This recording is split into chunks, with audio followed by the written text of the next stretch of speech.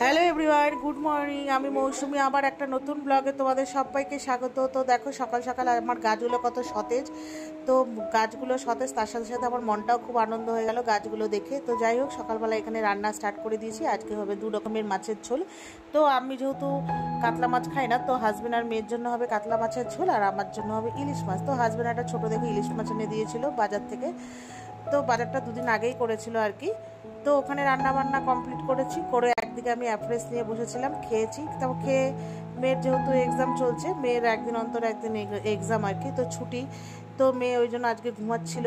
তো আমি ওকে ডাকিনি, আমি বললাম একটু ঘুমিয়ে থাক, রাত্রিবেলা জেগে পড়াশোনা করেছে যেহেতু। তো সকালবেলা উঠে আমি বরকে রান্না বান্না করে দিলাম, তোমরা দেখলেই। তো হাজব্যান্ড চলে গেছে। তো তারপরে আমি ঘরে যাবতীয় কাজকর্ম, ঘর মোছা, পুজো টুজো সব কমপ্লিট করে তারপর মেয়েকে ডাকলাম। তো বললাম যে ঘুম থেকে উঠে স্নানটাকে করে নে, তারপরে এদিকে আমি টিফিনটা আর চাটা করব। তো এদিকে স্নান করে চলে এসছে।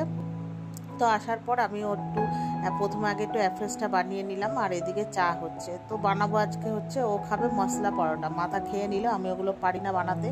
ও আমাকে ইউটিউব চালিয়ে দিয়েছে, তো দেখে দেখে করবো আর কি।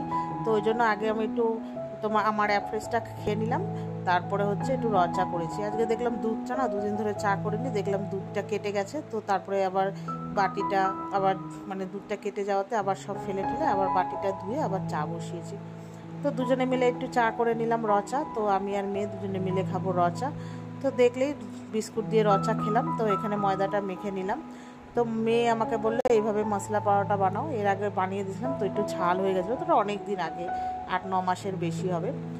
তো এখানে এই যে, তো মশলা পরোটার মধ্যে হচ্ছে তোমার দিয়েছি একটুখানি লঙ্কা গুঁড়ো, একটুখানি হচ্ছে জিরে গুঁড়ো, আর দিয়েছি নুন, ঠিক আছে, ওগুলোকে দিয়ে আর একটুখানি ম্যাগি মশলা দিয়েছি, আর হচ্ছে দিয়ে ওটাকে ভালো করে মেখেছি। মেখে এই যে দেখো চারিদিকে রুটিটা বেলে নিয়ে চারিদিকে মাখিয়ে দিলাম, দিয়ে এবার ছুরি দিয়ে মাছ বরাবর কেটে এবার ওই যে 3টে ফোল্ড করে আর কি তোমার ইয়ে করে দেবো, বেলে দেবো।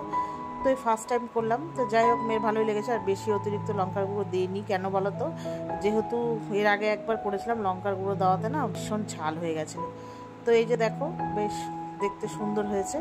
তো প্রথমেরটা ম্যাগি মশলা দিইনি, পরেরগুলো ম্যাগি মশলা দিয়েছিলাম। তো তারপরে ও খেলো, আর আমি এমনি নর্মাল রুটি খেয়েছিলাম। তো আর ভিডিও করিনি, একদম সন্ধেবেলায় চলে এসেছি। তো সন্ধেবেলায় মেয়ে পড়তে বসতে, যেহেতু এক্সাম, তো একটু চা খেলাম। দেখলে 2 রকমের বিস্কুট, কুচো নিমকি যা যা ছিল সব দিয়ে।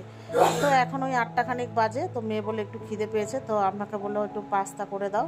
তা আমি বললাম শুধু পাস্তা আর একটু ম্যাগি ছিল, তো সেটাকে সব সবজি দিয়ে একসাথে করেছিলাম। এই পাস্তা ম্যাগিটা জানো, আমরা যখন মসুরি ঘুরতে গেছিলাম তখন খেয়েছিলাম। ওরা অবশ্য মাশরুম ঠাসুম দিয়েছিল, আমাদের বাড়িতে মাশরুম থাকলেও আমি খাই না, আমার কেমন যেন লাগে। আর অবশ্য এখন নেই, আমার এমনি মেয়ে খায় এখন, আর মানে নেই বলে আর করিনি, আর আমি দিতামও না থাকলেও। তো যাই হোক, তারপরে এই যে দেখো ম্যাগি পাস্তাটা নিয়ে এসেছি, তোমার ডিম দিইনি, এমনি সিম্পলভাবে করছি, আমার ডিম ছাড়াই বেশি ভালো লাগে। তো এই যে ঝাল ঝাল করে একটু করেছি। তো মেয়ে আর আমি দুজনে খেলাম। তো চলো, ভিডিওটা এই পর্যন্ত, ভালো লাগে লাইক করো।